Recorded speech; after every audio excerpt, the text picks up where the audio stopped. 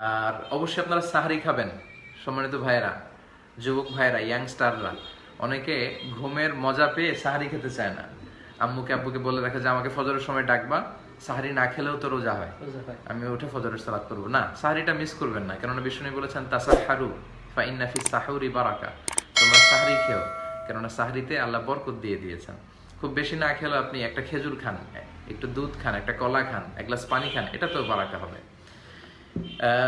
এই ছিল টিপসগুলো। পাশাপাশি রমাদানে অনর্থক কথা বলা থেকে কিন্তু নিজেদেরকে বিরত রাখতে হবে যে কোনো মূল্যে। কোনো ধরনের অনর্থক আজে বাজে কথা, গীবাত, কারো যদি অভ্যাসগুলো থেকে থাকে আজকের নোটে আপনি লিখবেন যে আমার এই 3টা বদগুণ আছে, আমি এই রমাদানে 1 মাসের প্র্যাকটিসের মধ্য দিয়ে নিজেকে বাঁচিয়ে তুলব। পাশাপাশি ইফতারির আগে দোয়া করবেন।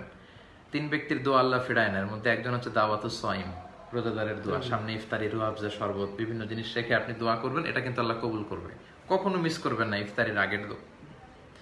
আমরা ফেসবুক ইউজ করি, সোশ্যাল মিডিয়াতে আমাদের খুব বেশি পদার্পণ, তো এই জন্য রমাদান রিলেটেড যে ইনফ্লুয়েন্সিয়াল ইসলামিক স্ট্যাটাসগুলো আছে এগুলো শেয়ার দিবেন। দেখবেন অনেক হাদিস অনেকে শেয়ার করে, অনেক ভিডিও ক্লিপ শেয়ার করে, দানের ব্যাপারে উদ্বুদ্ধ করে। এই যে সুন্দর সুন্দর বিষয়গুলো আছে এগুলো শেয়ার করে দিয়েও কিন্তু আপনি রমাদানে সাদাকা জারিয়ার সওয়াব পেতে পারেন।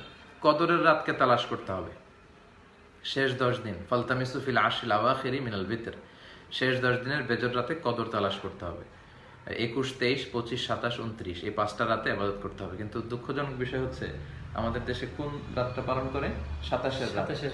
কিন্তু 27 তারিখ যদি ওই দিন কদর না হয়, শুধু একদিন মনে করে, তো ওই দিন যদি কদর না হয় 23 তারিখে কদর হয়ে যায়, তো আপনি তো খায়রুম মিন আলফি শাহর, 1000 মাসের চেয়েও সেরা এই রাতটাকে আপনি মিস করে ফেলবেন।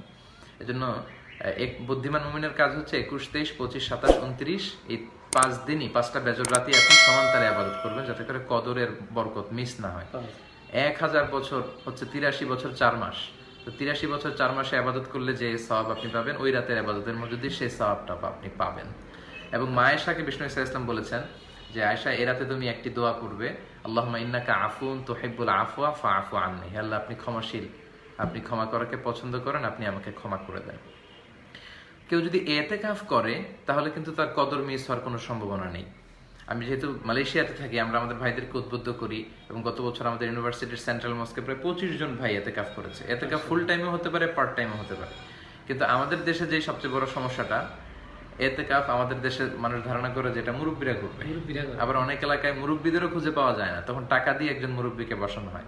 ইতিকাফ মোটেও মুরব্বীদের জন্য কোনো ইভেন্ট নয়, এটা যুবকদের ইভেন্ট। তাদের গায়ে শক্তি বেশি, স্ট্রেংথ স্ট্যামিনা বেশি, তারা মসজিদে থেকে থেকে ইবাদত করতে পারবে।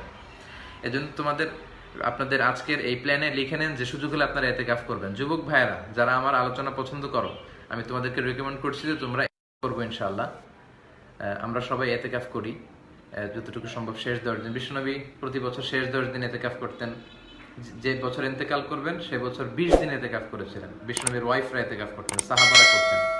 আপনারা যদি 10 দিন সুযোগ না হয় 5 দিন করেন, 3 দিন করেন, 1 দিন করেন, একদিন এক রাত করলেও ইতিকাফ হবে, অথবা বেজর রাতগুলো মসজিদে কাটান, এটাও আপনি ইতিকাফের সওয়াব পাবেন। সর্বশেষ হচ্ছে আমরা যেন সাদাকাতুল ফিতর আদায় করি, তুহরাতান লিস-সাইম ওয়া তু'মাতান লিল মাসাকিন। রোজা রাখতে যে ভুল ত্রুটি হলে আল্লাহ কল দিয়ে একটু বলে দেন।